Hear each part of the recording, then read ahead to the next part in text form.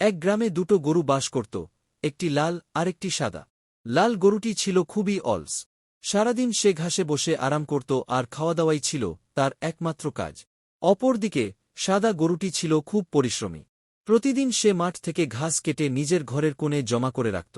একদিন আকাশে ঘন মেঘ জমল, চারদিক অন্ধকার হয়ে এল।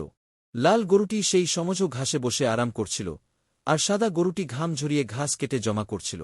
লাল গরুটি হাসতে হাসতে বলল, আর জমা করে কি হবে? মাঠেই তো এত ঘাস আছে, এখানেই খেয়ে নাও।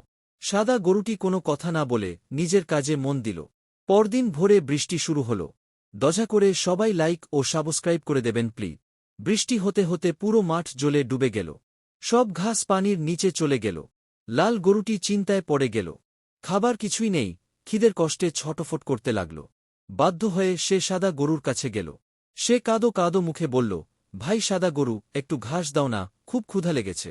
সাদা গরুটি হেসে বলল, সব সময় বর্তমান নিয়ে মেতে থাকলে চলে না বন্ধু, ভবিষ্যতের জন্য সঞ্চয় করাও দরকার। তারপর সে কিছু ঘাস লাল গরুকে দিল। লাল গরুটি সেই দিন বুঝতে পারল পরিশ্রম আর সঞ্চয়ের মূল্য।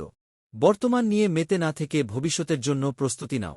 পরিশ্রমের ফল সব সময় মিষ্টি হয়।